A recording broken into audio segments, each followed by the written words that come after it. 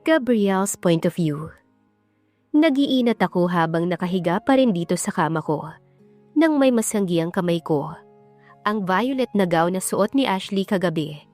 Hindi naman ako gaanong lasing kagabi pero hindi ko alam ang nangyari sa akin at may kakaiba akong naramdaman. Tumayo na ako sa kama kahit wala akong suot habang nililigpit ang naggalat na mga damit namin. Maybe she's already in her room. Nang inaayos ko na ang kumutay, may nakita akong katibayan na may naganap sa amin ng dalaga. Hindi naman ako nagulat sa mantsa dahil ramdam ko naman iyon kagabi. Pagkatapos kong maligo ay bumaba na agad ako sa kusina para mag-almusal. Naabutan ko lamang doon ay ang tatlong kasambahay. "Where's Cindy?" "Mamaya na raw po kakain si Ma'am Cindy, sir," pahayag ni Michelle. Tumango na lang ako at nagsimula ng kumain. "How about Ashley?" Hindi po sinasagot ni Ma'am Ashley nung sinusubukan ko pong tawagin sa kwarto niya, sir." Sagot naman ni Judy. "Baka napagod." "Sige, hayaan niyo na at baka napagod kagabi." Umalis na ang mga kasambahay, kaya ako na lang ang naiwan dito sa dining area na kumakain. Nasa kalagitnaan na ako ng pagkain nang marinig ko ang boses ni Ashley. Hindi ko na lang to pinansin dahil dito rin naman diretso yon sa dining area. Lumipas pa ang ilang minuto ay natapos na akong mag-agahan, kaya tinawag ko na si Manang training para ligpitin ang pinagkainan ko. "Narinig ko kanina si Ashley. Bakit hindi pa kumain dito?" Tanong ko rito. "Sir, mukhang nakainom ho si Ma'am at maraming pasa sa katawan. Galing po siya sa labas at sa tingin ko po ay lumabas siya ng mansyon nang hindi natin alam." Napakunot noon naman ako sa sinabi nito at umalis na ako sa dining area. Kaagad akong dumiretso sa guardhouse. Sakto namang pagpunta ko sa guardhouse ay naroon pa ang isa sa mga dalawang gwardyang panggabi. "Mang Tonyo, itatanong ko lang sana kung lumabas ba si Ashley kanina?" Nag-aalangan ko pang itanong. "Oo po, sir. Pasensya na po kasi hindi po namin siya napigil kaninang madaling araw gamit ang kotse niya. Bumusina po kasi siya ng bumusina, kaya sa takot po namin na may magising ay pinalabas na po namin." "What? Bakit hindi niyo man lang ako tinawagan kaninang madaling araw? Anong oras siya umalis?" Galit kong saad. "Sorry po, sir. Akala naman po kasi ni Ismael ay baka may masamang nararamdaman daw si Ma'am Ashley at baka raw bibili ng gamot dahil mukhang nagmamadali. 3:00 po siya kanina umalis, sir." Nakayukong paliwanag nito. Napakamot na lamang ako sa batok. "Sige na, umuwi ka na. Sa susunod ay tawagan niyo ko agad kapag nangyari ulit to. Pagsabihan mo rin si Ismael." "Naku, maraming salamat, sir. At hindi niyo po kami tatanggalin sa serbisyo." Para itong nakahinga ng maluwag. Bumalik na ulit ako sa mansyon at tinanong si Michelle kung saan dumiretso si Ashley. "Nasa garden po, sir." Dumiretso ako sa garden at gaya ng sinabi ni Michelle ay naabutan ko itong nakaupo sa isang upuan sa garden. Nakayuko ito sa mesa at nang lapitan ko ito ay nakatulog pala ito. Hindi ko maiwasang makonsensya nang makitang marami siyang pasa sa braso, muka at maging sa binti. Naka-t-shirt lang kasi ako at short, kaya kitang-kita ko ang kanyang mga pasa. Nagpadagdag pa ang kaputian niya, kaya lalo yung lumutang. Nilapitan ko naman ang dalaga at sinubukang gisingin. Gabriel?" Mahinang sabi nito na naalimpungatan mula sa pagising ko. Nag-init na naman ang ulo ko nang makita ang engagement ring niya na isinuot ko kagabi. Kainis, dapat pala'y kinuha ko na kagabi. Kahit kailan ay hindi ko inisip na sa ibang babae ako mapupunta. I always dream myself getting married with Cindy. "Pwede ba sa kwarto ka matulog? Hindi rito sa garden. Nagpapaawa ka lang yata, kaya nagawa mo pang tumambay rito." Matalim ko pa siyang tinignan. Hindi naman na siya sumagot at tumayo na. Sinundan ko naman siya ng tingin habang hirap na hirap siyang maglakad. "Dapat lang sa'yo yan. para hindi lang ako ang magiging miserable sa setup na to. Ashley's point of view. Kakatapos ko lang mananghalian at naiwan ako ngayong mag-isa sa kusina para lagyan ng yelo ang mga pasa ko. Kasabay kong kumain kanina ang mga kasambahay, pero hindi naman sila nagtanong tungkol sa mga pasa ko, kahit alam kong nag-aalala sila sa akin. Bakit ang dami mong pasa? Nabitawan ko ang yelo sa lababo nang may magsalita sa likuran ko. Eto ba? Nadulas lang ako sa banyo kaya ganito. Sagot ko rito nang hindi tumitingin. Bakit? Nasaan ba si Gabriel nung nadulas ka? At hindi ka man lang tinulungan ng fiancé mo? Tanong niya at may kinuha sa ref. Hindi naman kami magkasama ni Gabriel sa kwarto, ma'am. From now on, don't call me ma'am, okay? Just simply Cindy. Tumango na lamang ako. Aayain sana kita sa mall kasi parang ang lungkot-lungkot mo, pero bawal naman ako ron. Sabay lapag niya ng baso sa mesa pagkatapos ng sinabi niya. Humarap naman ako sa kanya. Okay lang, hindi naman ako mahilig mamasyal. Ang ganda pala ng hardin ni Gabriel. Sinong nag-ayos nun? Manghang tanong nito. Ako ang nag-ayos nun. Mahilig kasi ako sa mga halaman at walang kabuhay-buhay yung garden niya nung unang punta ko rito. Sagot ko. Malalaki na ang mga bulaklak na nasa garden. So ibig sabihin, matagal ka na ritong dumadalaw o nag-i-stay. Curious na tanong nito. Hindi naman, mag-iisang buwan pa lang ako. Pero 2 months before nang tumuloy ako dito ay tinanim ko na yan nung bumibisi-bisita pa ako rito. I explain. Saan kayo nagkakilala ni Gabriel kung ganun? She dropped another question. Sa business. Arranged marriage lang kami kaya itong pagtira ko rito, pure business, walang iba. Wika ko pa. Inaya ko siya na pumunta sa garden para sana tignan lang namin ang mga bulaklak. Pero nagpaturo na rin siya na magtanim ng mga ornamental plants. Tamang pagdidilig at tamang pagupit sa mga to. Tuwang-tuwa naman si Cindy at halatang gustong-gusto niyang matuto. Napansin ko rin na magaan naman pala siyang kasama. Yun lang ang ginawa namin maghapon hanggang sa mapagod kami. Nagpapagpag na ako ng damit nang magsalita siya ulit. Bakit kahit nag-enjoy naman tayo sa gardening, parang malungkot ka pa rin? Kunot noong tanong niya sa akin.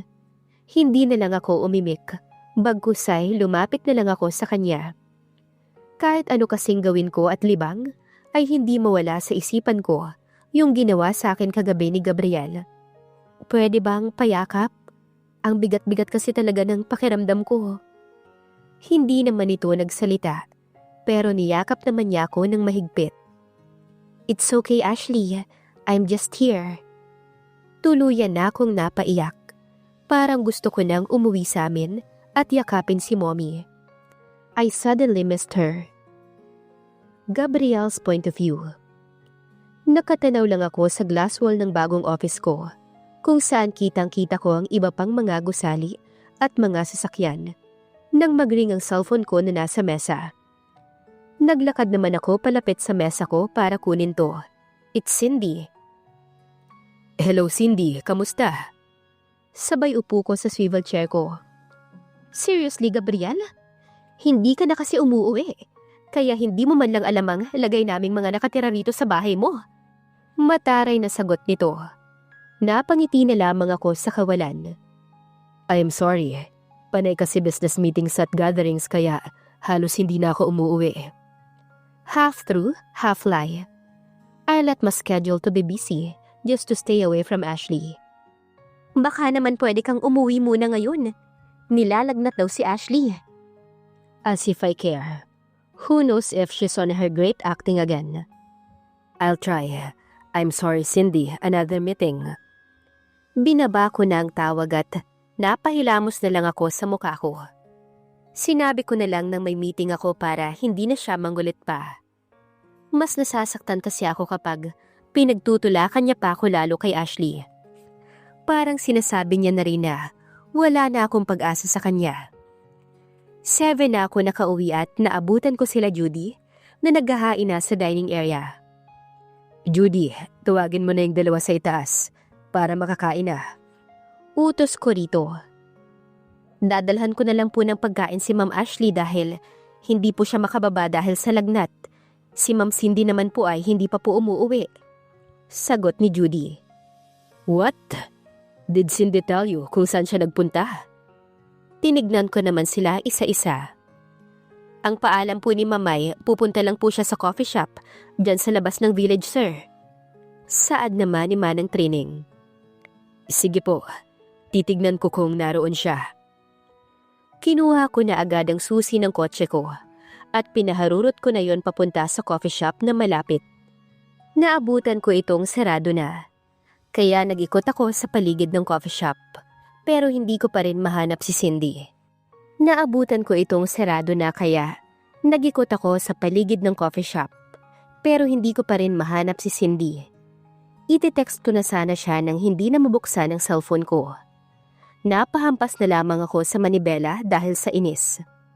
Bumalik na kaagad ako sa mansyon para i-charge ang cellphone.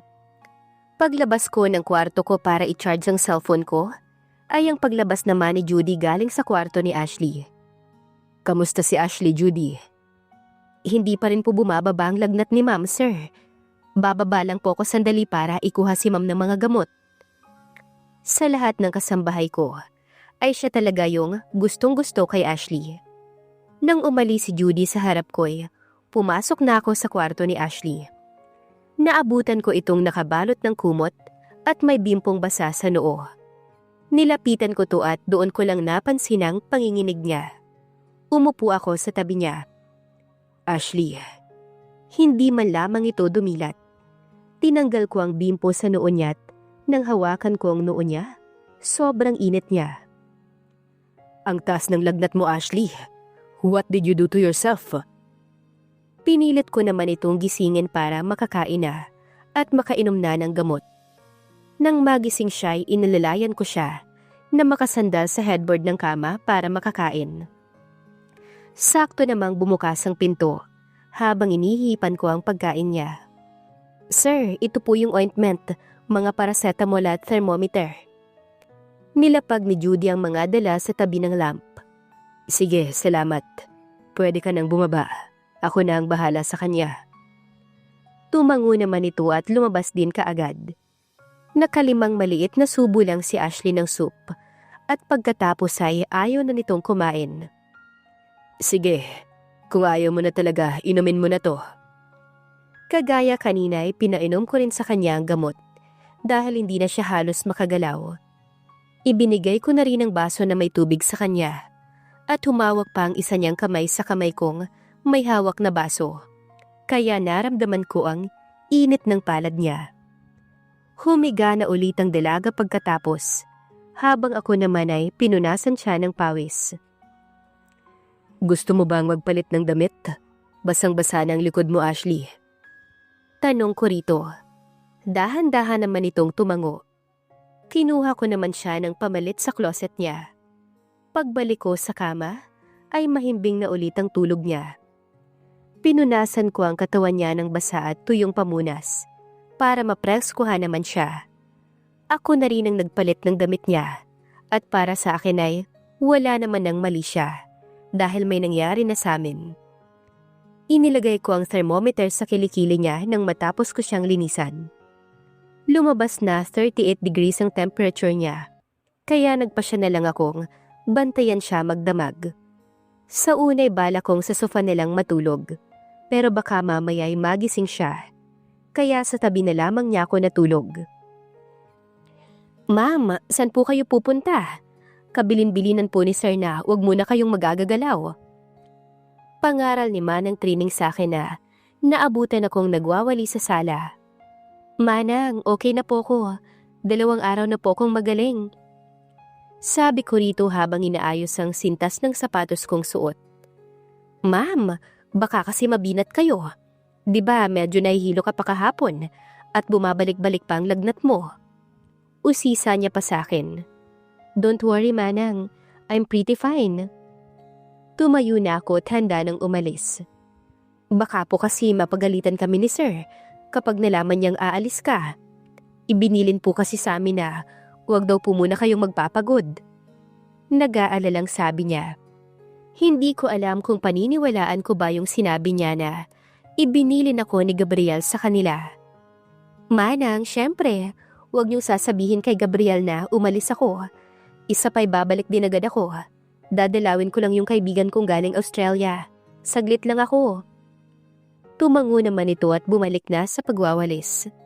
Naglakad na ako palabas ng mansyon at pinuntahan ko na ang sasakyan ko. Pinaandar ko na rin ang kotse at agad pinasibat palabas ng mansyon nang saktong may tumawag sa akin. Hello Ate Ashley, where are you na? Sabi ng nasa kabilang linya. Napangiti na lang ako. I'm on my way, Rose. Bakit napaaga ata ang isang buwan mong pag-uwi? Hindi ko nga alam kay Kuya Daniel eh. Nagulat din ako nang sinabi niyang babalik na ako sa Pinas. Pero of course, hindi na ako tumanggi. Namiss ko na ang Pilipinas. Ikaw at ang pamilya ko. Malungkot na saad niya sa kabilang linya. Daniel is my childhood friend. That is now the head of the Miller Federation. Miller is a big law firm that has different branches around the world. Dahil sa magagaling na abogado ng law firm nila Daniel, ay maraming kliyente ang lumipat sa kanila na ikinagalit ng ibang law firm. Dahil sa nangyari maraming threats ang natanggap ng law firm nila, kaya nagkaroon sila ng mga tao para protektahan ang sarili nilang mga abogado.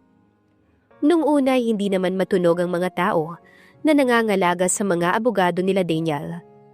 Pero dahil sa kasikatan ng Miller Law Firm, ay nagkaroon na rin ng sariling kliyente ang mga agents, bodyguards, agents at private investigators nila Daniel, na tinawag na Miller Federation. Rose was just only 15 years old when she discovered a very dangerous mission of the Miller Federation. Because of her curiosity. Because of that, Daniel hid her from her family to protect their mission, and of course Rose. Pinalabas nila na wala na si Rose para maging ligtas siya. Nung una ay naging asset pa nila ni Daniel si Rose dahil pamilya pala ng kasintahan ni Rose ang kalaban nila. Si Rose ang nagsilbi nilang mata sa angka na yon, pero hindi kinaya ni Rose at nagdesisyon siya na sabihin na sa pamilya ng boyfriend niya. Buti na lang at napigilan siya nila Daniel, kaya itinago siya ni Rose at pinalabas na wala na siya. Para hindi na siya mapahamak at hanapin pa ng mga kalaban. Nalaman kasi nito na siya ang nagsilbing mata nila Daniel, kaya naging matunog dito ang pangalan ni Rose sa pamilya ng nobyo niya. Nakilala ko siya sa Australia nang magbakasyon ako ron. May bahay kasi si Daniel doon at doon pala niya pinatira si Rose. Simula nun ay naging close na kami ni Rose at kung minsan ay bibisitahin ko siya sa Australia para hindi siya malungkot masyado. Hindi naman kasi siya pwede pang bumalik dito nun para sa kanyang safety. Kaya lagi ko siyang katawagan para hindi siya malugmok doon sa Australia. After 6 years of hiding Rose, ay pinabalik na rin siya ni Daniel dito sa Pilipinas para bumalik sa pamilya niya na akala'y wala na siya. Nasimula na nila Daniel ang misyon na yun, kaya sa ngayon ay kailangan pa uling maghintay ni Rose ng konting panahon na lang. Nung isang araw pa nakabalik si Rose, pero hindi pa man siya masundo dahil masakit pa ang ulo ko nun at hinang-hina pa talaga ako. Kaya ngayon heto, at dadalawin siya sa Batangas, kung saan siya pinatuloy ni Daniel pansamantala. Inaayos pa kasi ni Daniel ang mga papeles niya para mabuhay ulit siya. Nakakangawit ang haba ng biyahe ko mula Maynila papunta ng Batangas. Halos 1 oras din akong nagmaneho, kaya nang makalabas ako ng sasakyan ko'y nag-inat-inat muna ako. Ate Ashley! Sigaw ng isang boses na kilalang kilala ko. Napangiti na lang ako at sinundan ng pinanggalingan ng boses. Nakita ko si Rose sa veranda, habang nakangiti ito at kumakaway pa. Kumaway rin ako pabalik. Tumakbo na ito pabalik sa loob ng bahay at maya-maya pa'y binuksan niya na ang gate para maipasok ko ang sasakyan. Pagbaba ko pa lang ay niyakap agad ako ni Rose. I miss you, Ate Ashley. Masiglang sabi nito. I miss you too, Rose. Napakasigla mo naman. Natawa naman ito sa sinabi ko. Sobrang saya ko lang na nakita na ulit kita. Alam mo naman, para na kitang kapatid. Madramang sabi nito. Niyakap ko ito ng mahigpit pabalik. Ikaw talaga, tara, pasok na tayo. Ang laki na ng pinagbago mo kaysa nung huli tayong nagkita. Tumaba ka rin. Pumasok na kami sa loob ng malaking bahay, habang yakap-yakap ako nito ng mahigpit. Ate Ashley, can you please cook for me? She said sweetly. As if I can say no to you, Rose. What do you want then? She smiled at me. Adobong pusit. I chuckled. Paborito niya talaga yon simula pa lang nang makilala ko siya. Kaya kapag dinadalaw ko siya sa Australia noon, ay may dala lagi akong toyo at suka galing dito dahil mahirap maghanap doon. Tapos ay lulutuan ko siya noon. Hanggang ngayon, mahilig ka pa rin sa seafoods. Naghalungkat naman ako ng pusit sa ref niya. Wow, ready ka talaga. I teased her while putting out the squids out of the fridge. Yes, I am. I bought it earlier when you told me that you're on your way. Naupo siya sa isang upuan sa dining table para siguro manood sa akin.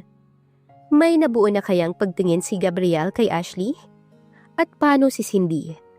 At ano ang magiging ganap ni Daniel sa buhay ni Ashley? Abangan sa susunod na kabanata. Please like, share, subscribe for more updates. Maraming salamat po.